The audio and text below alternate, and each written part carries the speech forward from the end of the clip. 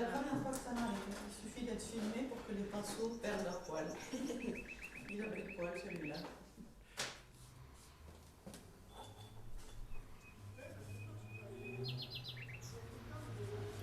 Moi j'utilise beaucoup le orange. Parce que pour moi l'orange en ce moment représente comme la lumière. Et j'aime bien qu'il y ait de la lumière dans chaque tableau. En général je peins le fond en orange d'ailleurs. Comme ça les couleurs que je mets au-dessus le couvrent, mais ça donne cette impression de lumière derrière.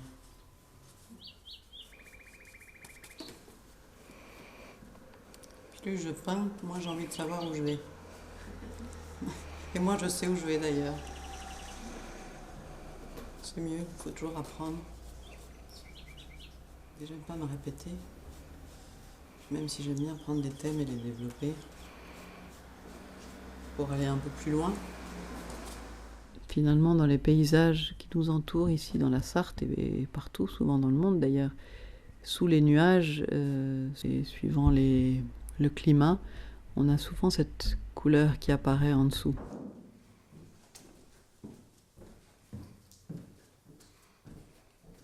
Trop vers là-bas. Ouais, il est trop vers là-bas. Il faut tirer vers là-bas. Voilà, légèrement. Mais là, en fait, je ne sais pas comment faire là, derrière. C'est peut-être juste un équilibre à lui donner.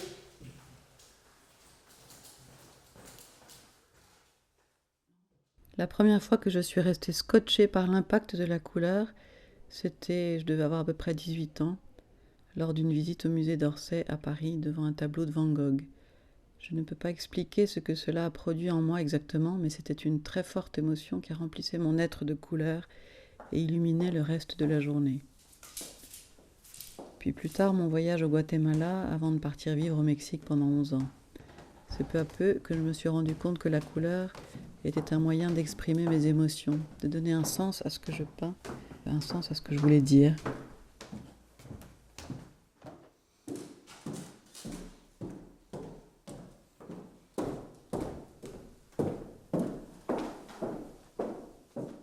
Une amie mexicaine m'a dit l'autre jour que j'étais cazadora de belleza.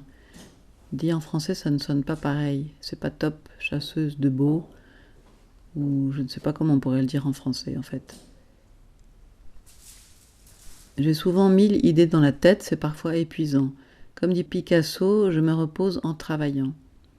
Les symboles, les significations, les tendances, je pense qu'elles sortent toutes seules à force de travailler.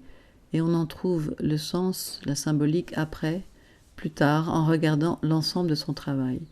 Par exemple, cet orange qui est si présent pour moi, j'en ai découvert le sens après, et à force de l'utiliser.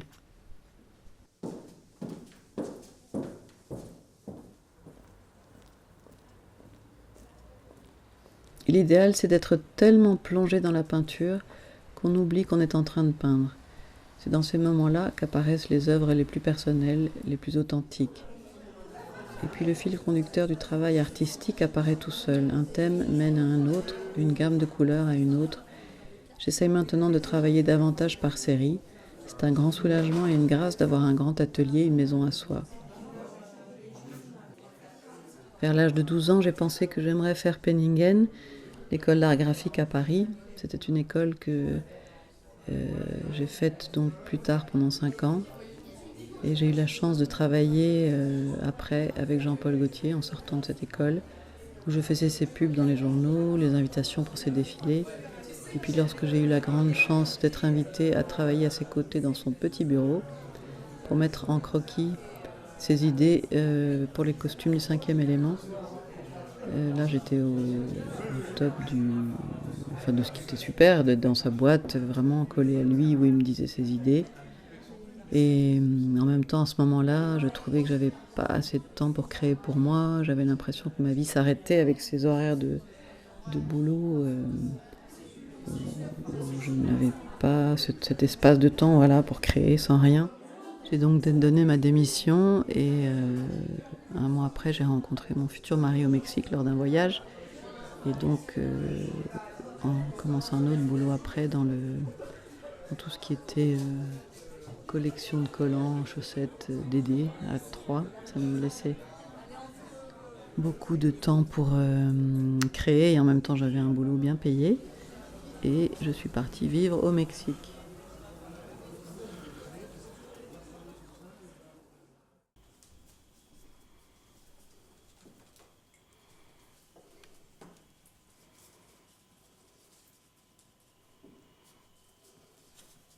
Mon processus de création n'est pas à partir d'une grande réflexion ou d'un long raisonnement intellectuel.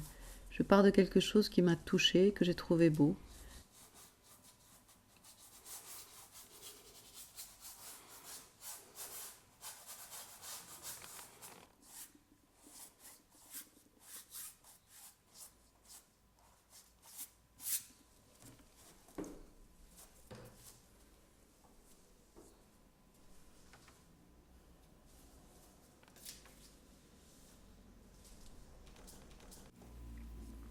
Donc là, c'est mon petit carnet de voyage que j'ai fait lors de notre séjour en juillet cet été. Normalement, je peins beaucoup de Loire et de la Loire et le Loir, mais là au Mexique, ça m'a beaucoup inspiré de voir tous les palmiers, les cactus. Et je m'en sers un petit peu du coup pour faire des tableaux en ce moment, où j'intègre des cactus dans mes Loirs.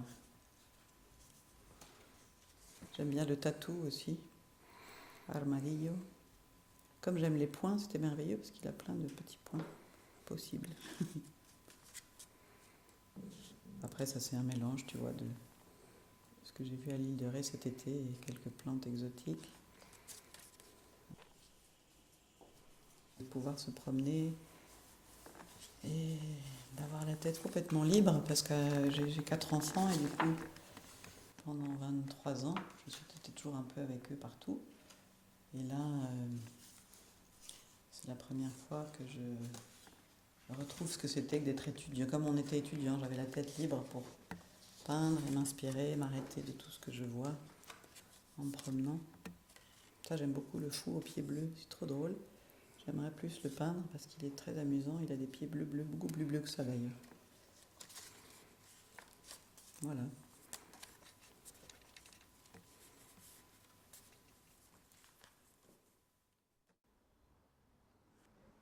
Ce qui m'intéresse dans le portrait, c'est d'essayer de capter quelque chose de l'âme du modèle, puis d'en faire un tableau agréable à regarder avec des contrastes et matières intéressantes.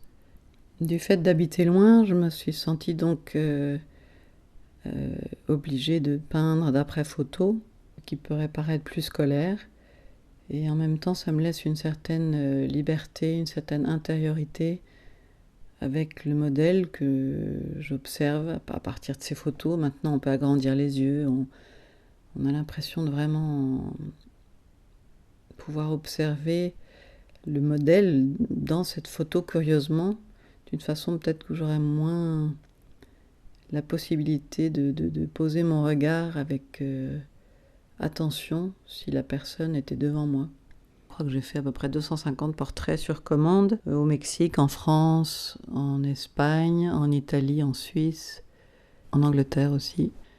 Je les fais tous de face parce que c'est là où je pense qu'il y a quelque chose qui passe dans le regard du modèle vers celui qui regarde. Il y a quelque chose d'intemporel, presque iconique.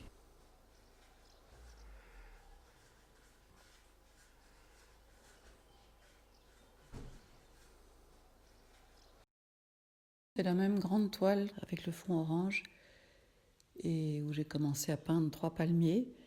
Et puis le confinement est arrivé et donc ça a été une invitation pour moi à observer le printemps qui sortait au même moment dans notre jardin. Et donc c'était rempli de pissenlits et de toutes ces petites boules blanches vaporeuses. Et je me suis demandé quel était le rapport entre les deux et qui venait d'abord. Est-ce que c'était le pissenlit, la fleur jaune ou la boule blanche? Je suis contente de le savoir maintenant.